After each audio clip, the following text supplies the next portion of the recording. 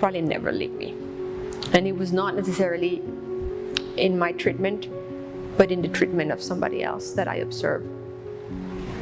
This is this person who's unable to speak, and she's having that treatment. They have lasers, they have music going, and I think the whole office came in and started singing this song together to encourage her to be able to speak.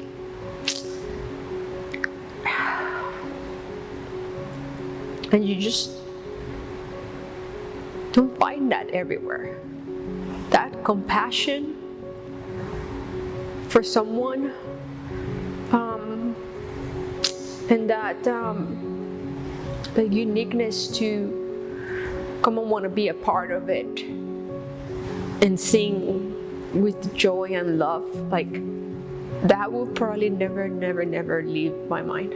Like I honestly, I got goosebumps when I was watching it, and I thought, oh, God is most definitely present here.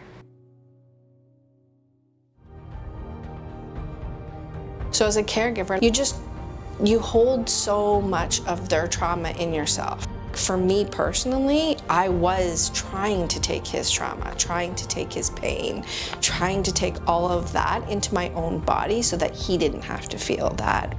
And I thought that I had let it go, but until I sat with Dr. Jerry, I had not let go of it, obviously, because I still felt that tension in my body. But as soon as she did that to me, it was like a full release of just everything. And I let out a huge breath, and Jaden let out a huge breath at the exact same time that I did. We're so connected that if I let my trauma go from this situation, he'll feel that trauma leave his body too.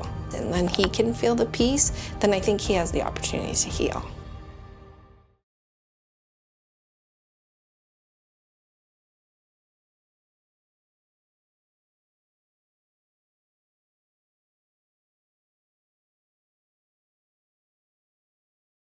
Okay, so I'll tell you a little bit how I got to work with sensory processing and emotional regulation. It was never a plan. I grew up with a younger brother who had a genetic disease, and he always had like a team of practitioners and therapists, and I remember looking and thinking, that's amazing, and I love what they're doing, and they're such good people, and I want to grow up and do that. But of course, I couldn't. It was, for a while, it was too painful for me, and so I went and worked in high tech, which is nothing to do with me at all. And very quickly I said, okay, I can't escape this. I want to work with people, and I went and studied Chinese medicine, and then I specialized with children. But it was, mainly running nose, sleep, some gas. I didn't even know what sensory processing was. And then with my own twins, I got stuck on something really simple. Like my son had reduced hearing, and he was like stuffy, and I could tell that he's getting in trouble a lot, and I know he's going the route of ADHD, the way he's going. And I started researching what's going on with him, and why is Chinese medicine not working? Why are the herbs nothing I was doing was working. And so I found someone who was doing kinesiology with finding sensitivities, and I said, I think it's gluten, but it's a hunch. And he checked, and he said, you're right, it is gluten, but already other things are going on in his system, so now he's sensitive. And I'll explain sensitivities as we go. He's now sensitive to like calcium and nutrients that he's supposed to be able to absorb, but his body isn't absorbing them correctly. Something we need to work with his nervous system. And so that's how I got exposed to that. And I started working with people mainly on food sensitivities. And then someone would come in and say, yes, my son has like, you call it sinusitis or constipation, but also he had sensory issues. And I said, okay, do you mind if I'm working with him anyway? Why not address everything? And so that's how I started exposing to that. And gradually, we'll go over the senses. I learned it as I went. I never studied it. It's just things I found out. So what is sensory processing disorder? It's we have a computer here, and sometimes it recognizes things wrong. Like if I hear things very, very loud, and you look at the person and you're like, we're hearing the same thing, right? It's objectively the same, but why for them it's so painful? It's very stressful. Or why some kids just can't sit at the table when there's cheese. They're like, it smells. They're like, no, it's because for them they're experiencing things differently through their senses, and so their whole experience is a little different. And it could be that it's too strong, but it could be the opposite, that they're not getting enough. And I'll give you examples. And these things can impact their behavior, their emotions, being able to learn. Like sometimes ADHD is just something with the senses.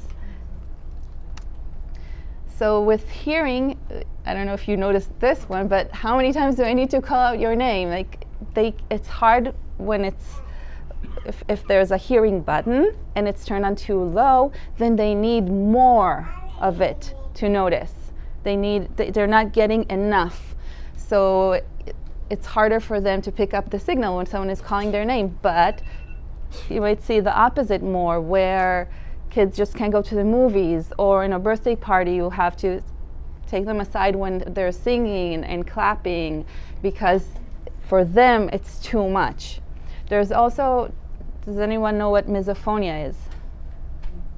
Misophonia is, so sensory is usually something that you notice very early on. Misophonia can be triggered at any point of life. It's where specific sounds can drive someone crazy. And it doesn't have to be that it's loud. It could be just chewing, or just, going with my nails on something. So it's very specific sounds, and it just triggers a lot of stress in their system. And it could be after a physical trauma, emotional trauma. Sometimes it's just after a virus, but it affects how their computer interprets what they're getting from their senses. Okay, I had enough. So you have the kids that hug a lot, and you have kids that don't like to be touched, right? And so for one of them, the button is pressed on too strong, and for some, it's too low. So they're seeking it.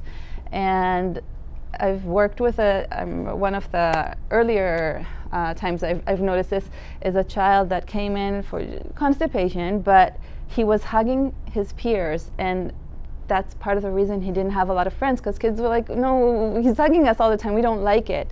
And I remember he told his mom, he's like, Mom, my brain isn't listening to me, I don't want to do this. But the problem is, when he's not in his comfortable zone, that's his go-to. Like some people go like this with their knee, or with a pen, or something. That's his go-to. He doesn't plan on doing it. It's kind of like a reflex.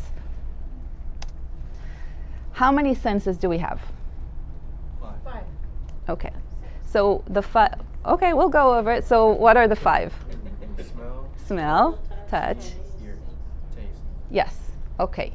But we also have proprioception, which is my muscles, my strength, how I move my muscles. And we also have vestibular, which is the kids that won't go on something that twirls, or don't want their feet off the ground, or kids that need that extra sensation. They need to twirl a lot. So that's the vestibular. So now we're down to 7. And proprioception, just to give you an example, pretend there's a cup of water in front of you, okay? And it's full of water. So show me how you would lift it. It's full of water. Okay. But imagine that it has no water at all. So you lifted it wrong, right? Because the way you calculated is different than what it is. Or you're walking up or down the stairs and you miss one.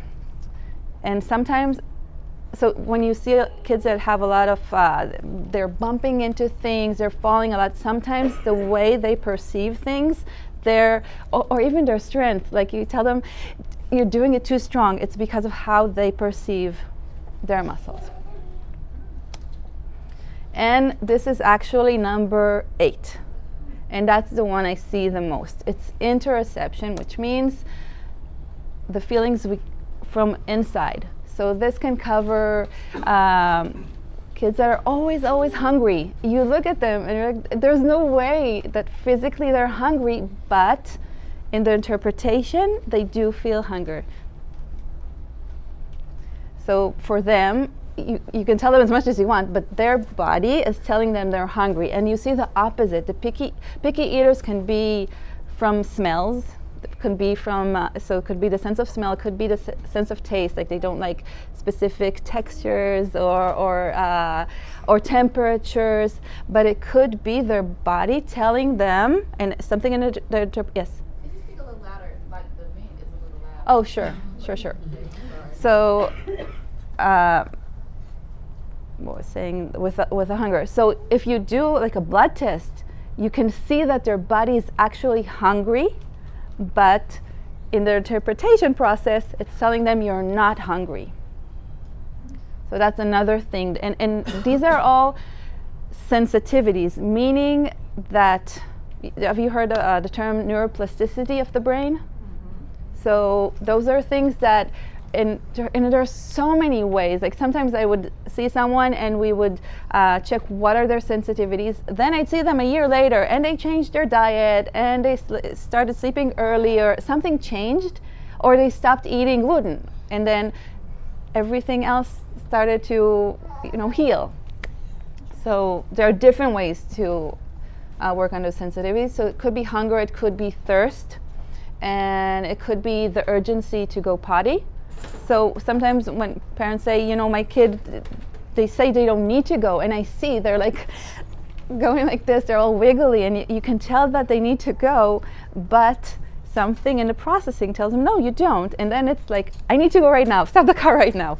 So sometimes they're not just saying it because they're busy playing, they really don't feel it. And then you need to work with them on one, you want to work on connecting between the senses in the body and the interpretation, and two, maybe behavioral. I know you don't need to go, but before we leave home, we're gonna sit.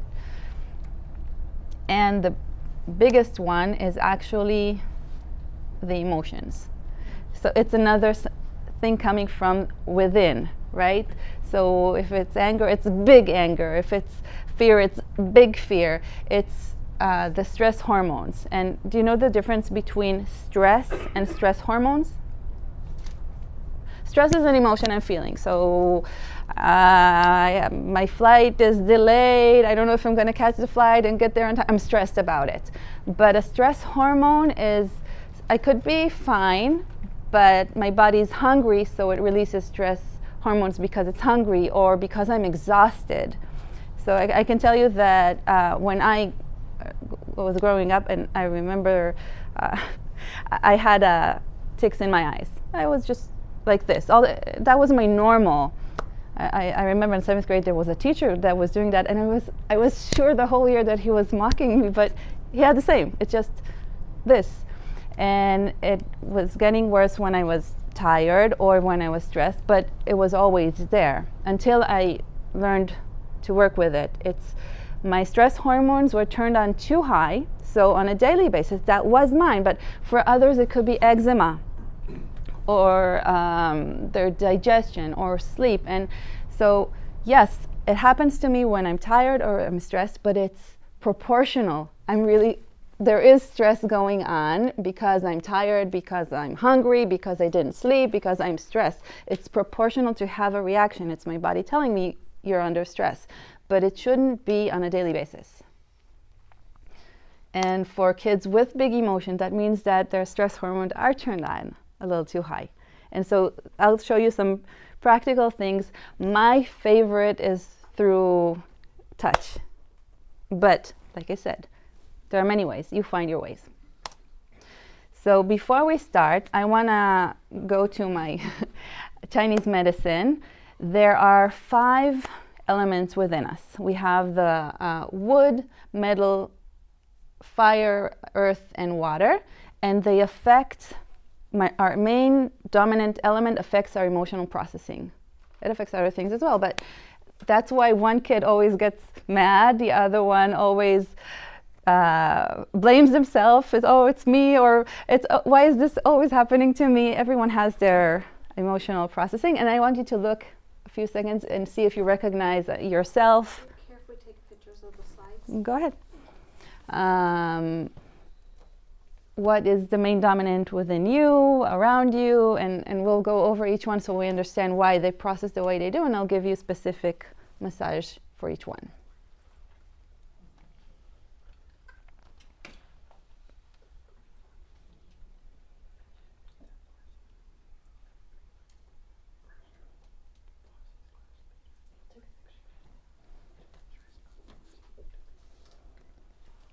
We each have more than one, but one is usually more dominant.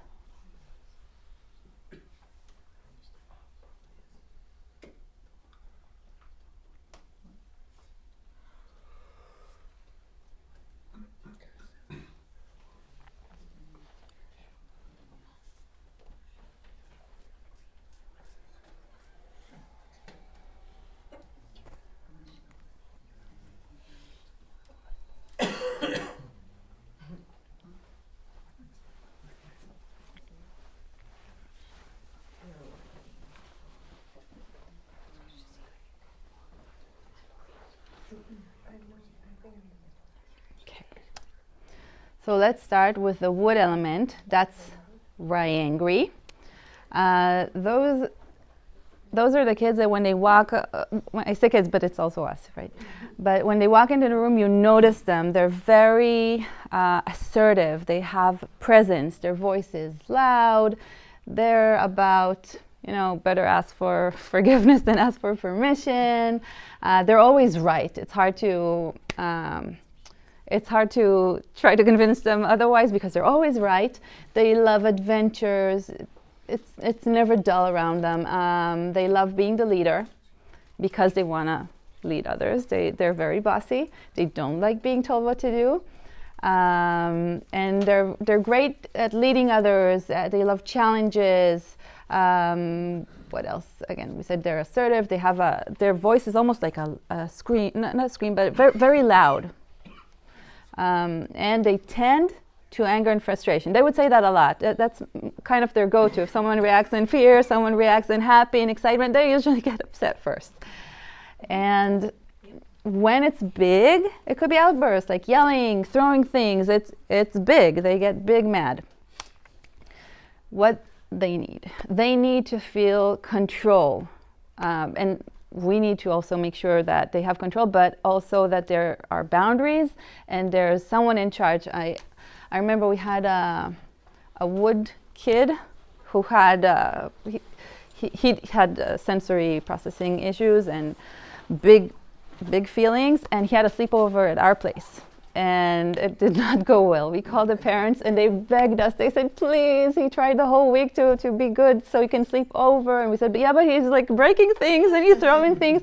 And they're like, please, we beg you, like try to put him to sleep. And just because we want him to have that win. So we did it and he fell asleep. And I told the mom after, I said, don't punish him. It's on us. We all miscalculated because it's big, it's very exciting, and he didn't have a responsible grown-up that is an authority figure for him. I said, next time, behave good the whole week, and then his dad should have taken the kids to a movie or something because his dad is a figure of authority. With us, we didn't have that with him, and so he didn't have anyone helping him with boundaries. So it was a big reaction, and it makes sense. It was very, very exciting for him. So I said, okay, next time we'll just pace it. He doesn't know us that way. He doesn't listen to us enough yet. For them, competitive sports, fidget toys, a lot of outdoors. I remember when my son went over to a sleepover at his place, the dad sent us videos, pillow fights, and he was, I can do that, I'm too stressed, but he let them because that's what his son needs, like pillow fight and all that physical. He needed that, so his dad was there to support that. When we want to motivate them, we don't want to tell them what to do. We want to present everything as a challenge or an option, like, okay, I won't say no, but I'll say you can either have this or this. What do you prefer? Because they want to feel that they're in control, that when I'm planning something, they need to be a part of it. I can let them be a part of a small planning of just, we're going on a trip. I will present some choices, but they don't like just going along. It's this.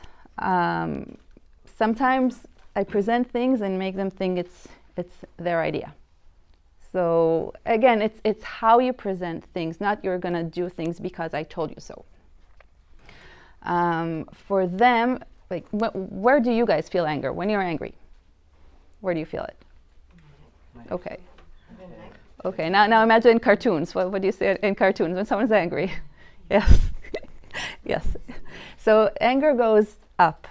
So ways we can work with the body to help it go down. One is if you massage your earlobes like this, like squeeze them, and it helps.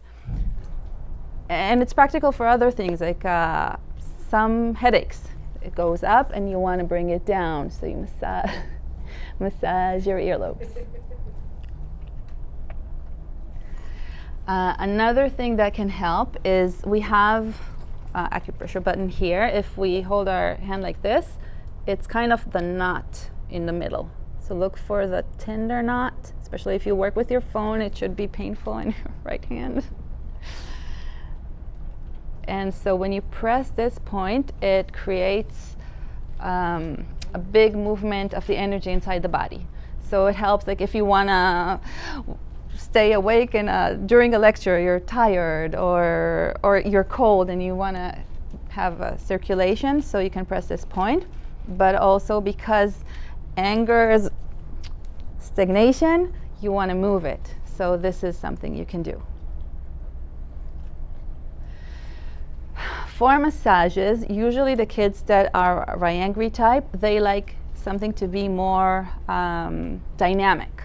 So if I would do a massage, I would go like from side to side and like rocking motion,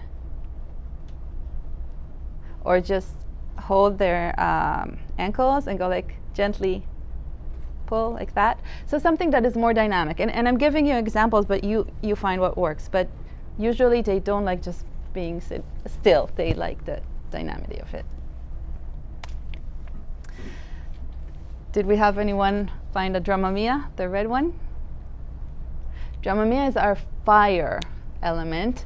They are fun. You also notice them because they love attention. So the Ryangri kids, they're not trying to get attention. They're just very assertive and present.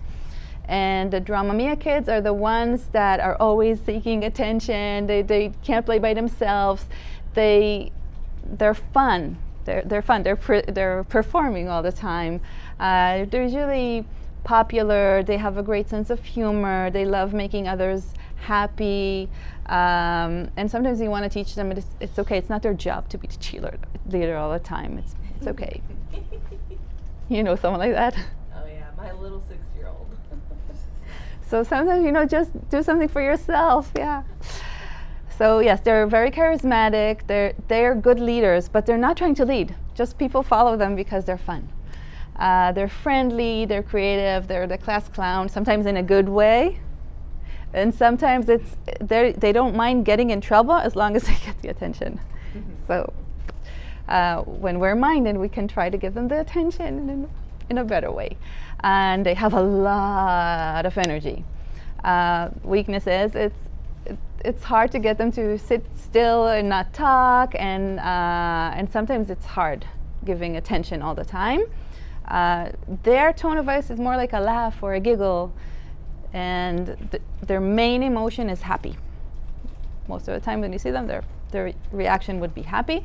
And when it's a big emotion, it's overwhelmed. So it could be the best day ever or the worst day ever. And it could be like a panic attack, but it involves some drama. They really need to learn some Zen, because what they need is attention and constant, and we need to teach them to find some quiet. Recommended activities: if you add music in acting and dancing and singing and humor and social. That works for them. So like if you want them to clean up their room or something, if you add in a song, works so much better. For Drama Mia kids, when the overwhelm, try to remember yourself, like when you're overwhelmed, what happens is your energy scatters all over, and we need to bring it back. So we can incorporate like a Qigong exercise where you inhale and you grow big, and then you exhale and you shrink, but then you bring everything back here. So you can do it when standing up, or you can do it with sitting down, it doesn't matter, but you teach them that, okay, when this, instead of saying breathe, take a deep breath, because a lot of kids that makes them even more stressed.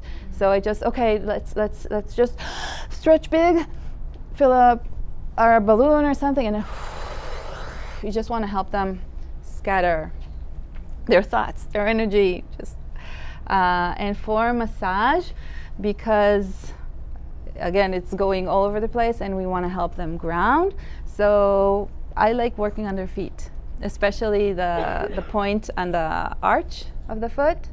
If you want to do just the point or just massage the whole feet, just an idea to imagine you're bringing the energy down because it went all over the place. You're bringing it back to the ground.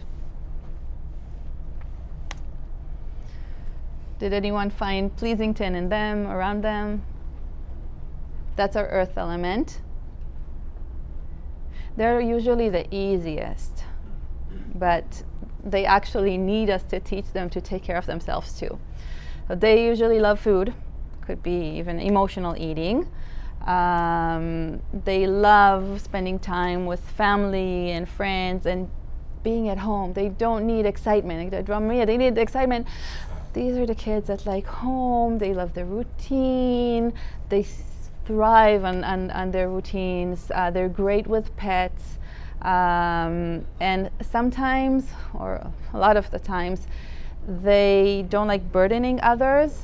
They'll take care of everyone else, but they don't even know what they need. So that's something we want to be minded of, because they hold it in and hold it in and hold it in. They eventually can explode. Their strength is they're very friendly and compassionate and nurturing, but they tend to worry about everyone else mostly, and that can keep them from falling asleep. That can cause like digestive issues. They tend to self-pity. Like I said, it's the kids that, why is this always happening to me? I'm always being kind of the victim mentality, and they tend to be pleasers. So you want to make sure that people don't take advantage of them. Their tone of voice is very soft and gentle, and they're very empathetic. And when they have big emotions, it could be depression, anxiety, or frustration because they kept things bottled up so much. And then they're like, oh, but this and this, and you did this and that, and blah, blah, blah. You don't even remember what they're talking about. That was accumulated. For our Pleasington kids, we want to say, I see you, I get it, and then you nudge them, because they need a nudge, otherwise they can sink. But they need you to first acknowledge, yes, poor you, I see it, now let's move on. For them, family time, doing gardening together, cooking together, art, but they also need to hear it from you. Because I remember working with this kid that she wasn't expressing herself at all. Everything was very bottled up, and it caused a lot of stress in her system. And her mom suggested, yes, we'll start doing a Bible study together. That will be my time of sneaking in more personal conversations. And then the mom told me that she took her, the child was complaining to me, Mom is not spending quality time with me. You told her to do like one-on-one special time, and she's not doing it. And the mom said, what are you talking about? I took you this week, we went and we did our nails, and we did this and we did that. And in the child's point of view, mom was just dragging her along on her errands because the mom forgot one thing. She forgot to tell her, wow, I love spending time with you. I'm so glad we have this time together. Like, make a big deal out of it.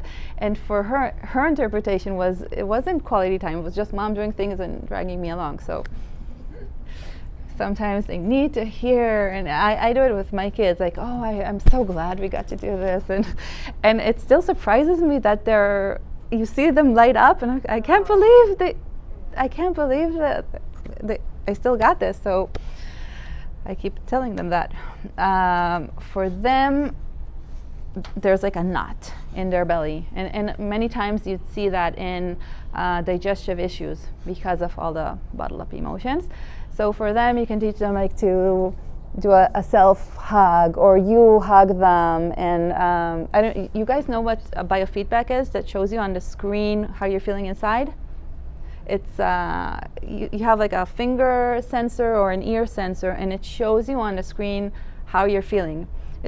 I call it the stress muscle, and kids call it the lie detector, because it shows you they're talking, and then it shows you when they're stressed, what they're stressed about.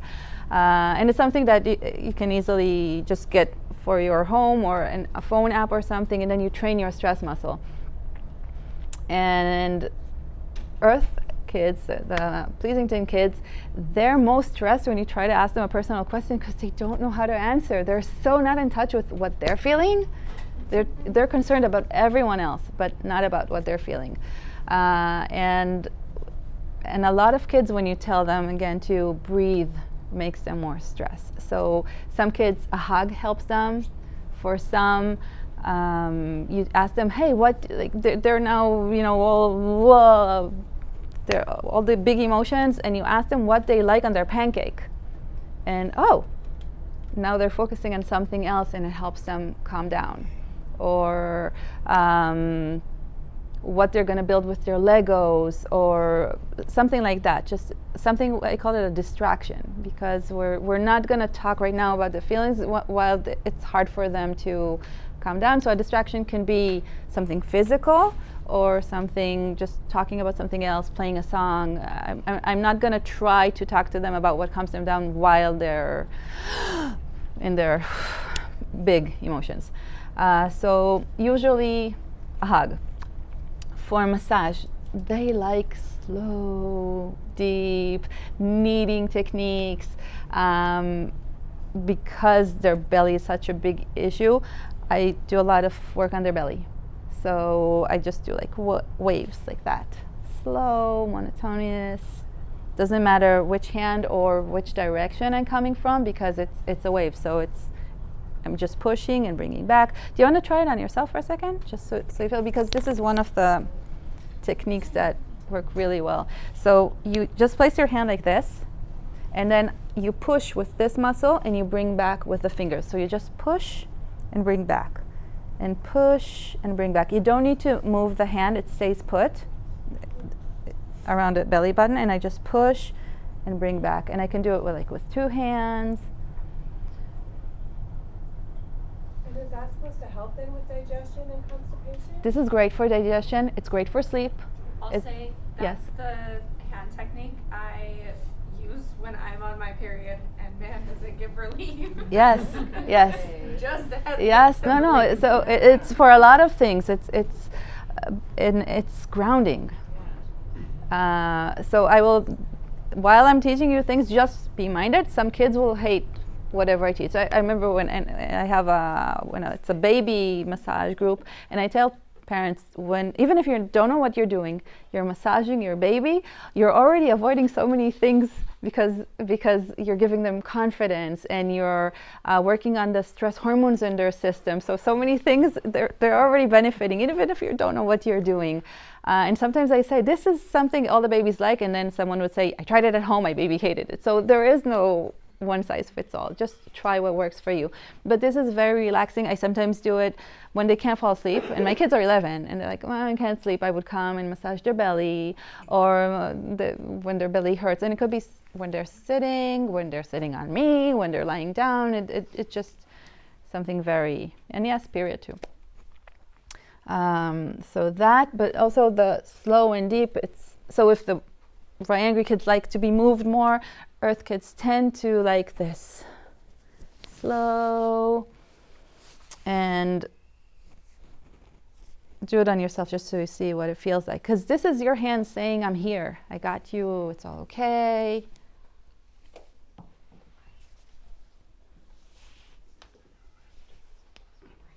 And you can do something, if they don't like it at first, you can say, hey, look at this.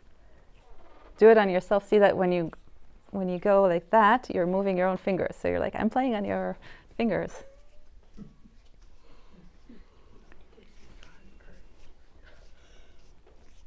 And there are the kids that move a lot, like ADHD-like, and they don't like to be touched, and they jump all the time. So I tell parents, it's like when you start a new food. You give a taste and you let go. It's okay if they don't like it. And then you try it again, and a little bit every time.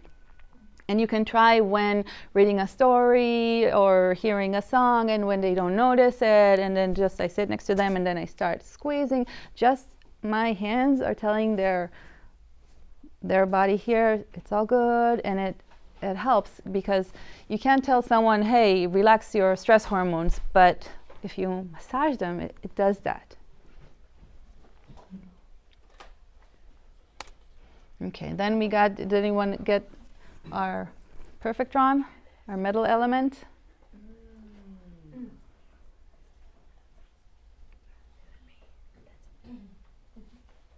So they're not very noticeable either. They're not trying to get any attention. They're very organized, they're quiet, they like their boundaries a lot. And they can't share like a room with a messy sibling or anything, because it really freaks them out. It could turn into like an OCD. They're bluntly honest. They can't tell even a white lie. They just say what they... My son, one day he comes to me, Mom, I love Dad more. I never ask. Never. He comes to me when he's sick, when he's sad, and I'm like, why do you feel the need to even tell me? Because he's very honest. He was thinking it, so he's just shared it. But he knows. Now he understands the concept of bluntly honest. And I told him, like, if you have 3 best friends, you don't tell them, hey, you're my number 3. You just say you're one of my top 3. That's good enough. So yes, they're very, very honest. They're very organized. They have a great memory, so they will hold a grudge forever. Their weakness, they could be very rigid, because no, this is how you do it. You're not supposed, and it's hard to teach them to be flexible and sometimes bend the rules a little bit. It's a lot of work, but the way to get them to understand it is through logic. They hold a grudge. They're very sharp. It's hard for them to let go. They remember. They remember things. I remember my son would tell me things from when he was 3 years old. He remembers where someone lived, and very great memory. But then it's hard to let go.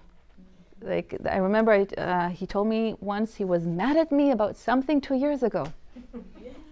And then we had that conversation 2 years later, and I had to, hard to let go. So for them, they might get big reaction when something isn't fair. Someone is cheating, when his sister is cheating. Yes, that's a big reaction. When something isn't fair, isn't the way it's supposed to be, is very frustrating, or if they make a mistake, they're perfectionists. Yes, so for them, they need to understand why. So if we were living in California and you have like 4 seasons a day, it's cold in the morning, then it's hot, and if I know that the temperatures are dropping and today you have to take a jacket, even though yesterday was warm, all 4 seasons it was warm, I can't just say take a jacket. I need to show him the app and show him the numbers, and that helps. For them, it's great to do like STEM activities, logic-based games, puzzles, search words, books, and you motivate them by giving them the logic and explaining to them. For them, their tendency is this.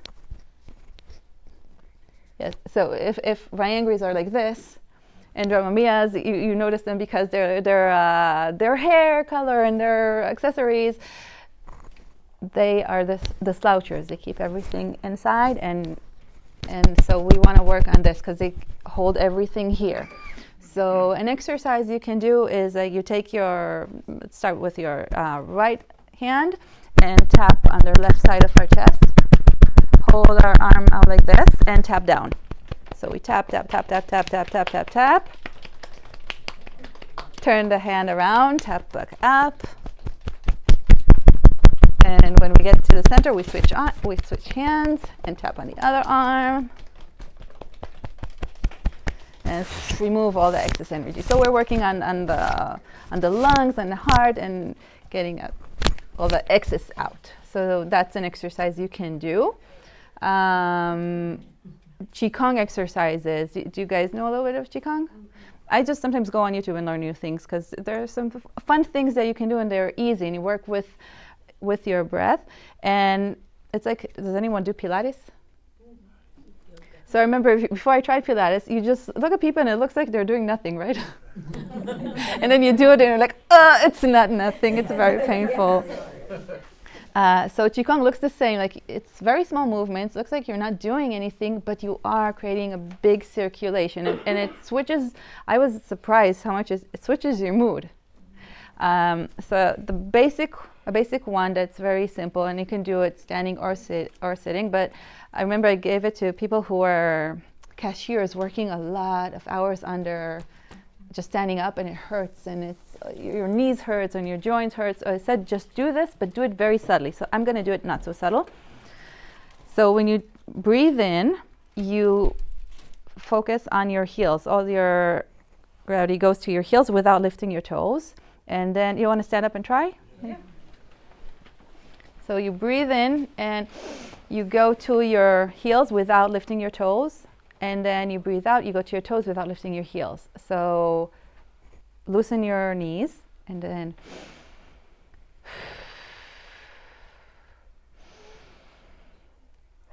so you're like a tree kind of blowing very.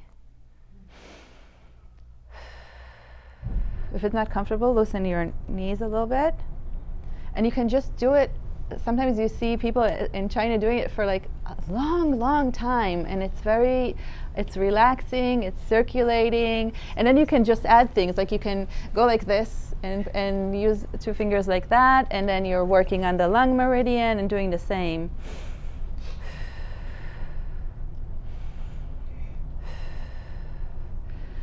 Another exercise we can do, and again you can do it sitting or standing, is you take a deep breath in and one hand goes towards the ground, the other one goes towards the sky. So it's like, and then we exhale and we shrink.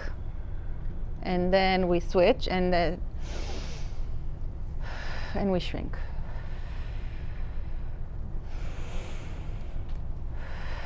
So we're also working on our spine. So also kind of activating our nervous system, and sometimes we need to say, hey, do a little reset, and that's another way to work on it. Okay, and then did we have any Firulinas? Firulinas are harder to tell unless when they're not balanced, and then they're very fearful and very shy. When they're balanced, because they're water, they reflect the container. So when they're around people that have fire, then it brings out the fire. And then when they're around people, it's just they get along very well with everyone because they take the shape of the container. But they tend to be quiet and more introverted and mysterious. They're very intuitive. Sometimes they know what others are feeling or thinking even before the other person knows. They feel it. They're very smart. They're dreamers. They could just forget themselves in their daydreaming. They need a lot of alone time to process everything, because they tend to think about everything. So they need their alone time. They have a very strong willpower, and they can get things done because they know we'll just continue aiming for it and we'll get there. Versus the angries, they need it right now. They will fight whoever they need to fight to get there. But Fearliness will just get it their way. They'll find a way. The kids are very sneaky. They'll do it smart. They're shy. They are prone to anxiety and fears. And they're very soft and gentle. The main emotion is fear, and they tend to phobias. They need love with space. They need things to be certain. They're very scared about what they don't know.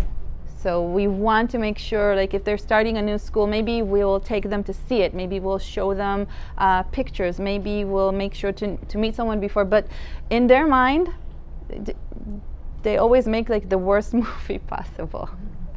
So the more we can prepare them and give them what they need to know, helps them deal with it. What motivates them, working with their patients, transforming fear into strength. Sometimes you do want to use their fears in a good ways as a motivation. Oh, if you don't, this will happen if you don't do this. So not something bad, scary that will scare them and they won't see, but things that, oh, I don't want that to happen. So you're like, oh, so you should do this in a good way. Don't use it in a way that will scare them. For Firulina kids, we want things that are more like grounding, so they can hug their knees and roll on their back. Or sometimes what I do, and I do that in general with kids that maybe they're having a meltdown right now. With my own kids, what I would do is I would put them on me. I would have them hug their knees into a ball, and I would just go like this without saying anything. I'm not talking to them. I'm just putting them on me very gently and going one way, the other way. And for them, it's like, what's going on? And in their mind, you can see that, okay, something's going on, and then they stop crying, and then they calm down. So that's why I always say, don't try to engage in conversation, find something else. It's like, I remember someone showed me that with her daughter would have a meltdown, and she would ask her, how many green things are in the room? And then it works in a different part of her brain, and she forgets that she's in the middle of a outburst, and then she would think about the answer. So this is something like that. I'm not talking to them, I'm just calming them down. But I teach them, just hug your knees and roll, or something else that helps you when you need your space. They really love it when you need their lower back. The same way we did on the front, we just go like this. But also the belly is also very relaxing.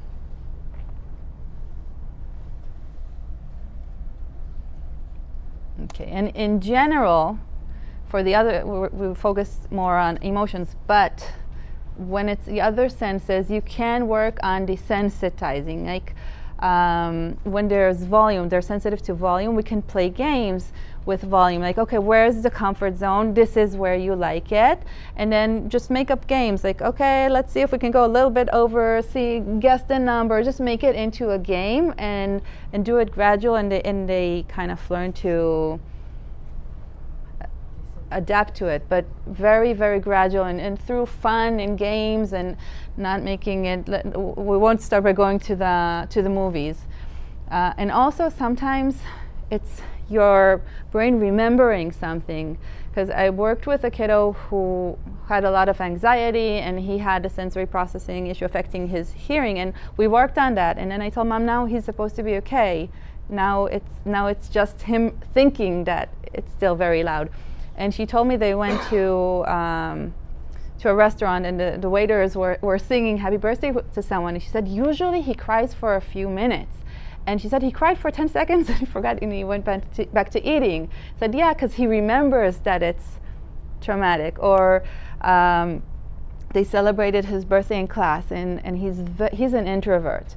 And so he cried, and it was too much for him. And then when he came, I asked, okay, what did he clap like this? And this is what he did. And he's like, this is loud, this hurts my ears. So I said, okay, let's play a game. And him and Grandma, we were sitting, and let's do it very soft and stronger and softer and faster and stronger. And we went to all of us, and I showed Mom that we reached a higher level, and it didn't bother him because he forgot. So sometimes we just want to do it like a game. Another thing is training. Like if sight, sometimes it's overwhelming and we want to do like a boundary and they have a clean space and not too many stimulation.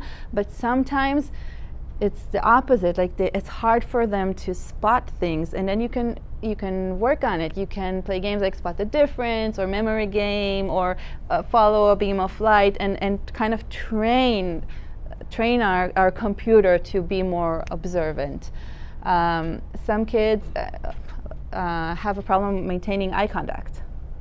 So we can play a game, like we sit in a pair and we say, okay, let's look at each other and try not to laugh. Or first let's laugh and talk, and then let's try not to talk. Now let's try not to laugh, but teach them to feel comfortable, because for them it's a big stressor. So we just learn through play and training to, not training, but like practicing to make it more comfortable. Also desensitizing, it's relevant to pain. Do you know what CRPS is? RSD?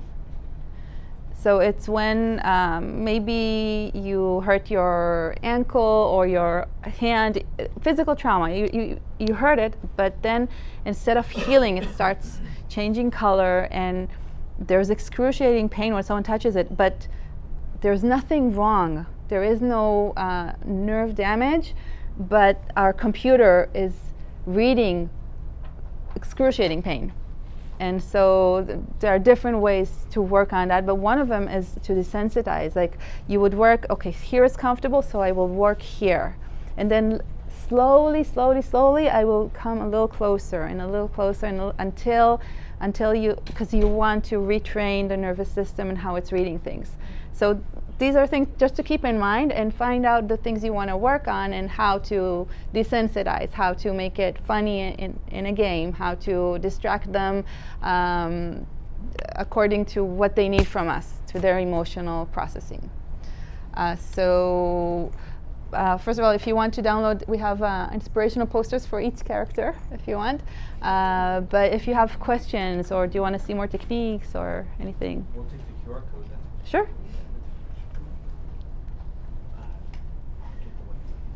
Yes. What I want you to take from this is every child processes their emotions differently, and we have different ways to motivate them, and we can be very, very creative for everything. We can, if we understand why they're reacting the way they are, and why do we have two kids and one of them is always there to please us and just wants to take care of us, and the other one is doing things to spite. They're not doing things to spite. It's how they process, and we can motivate them to not do it in spite.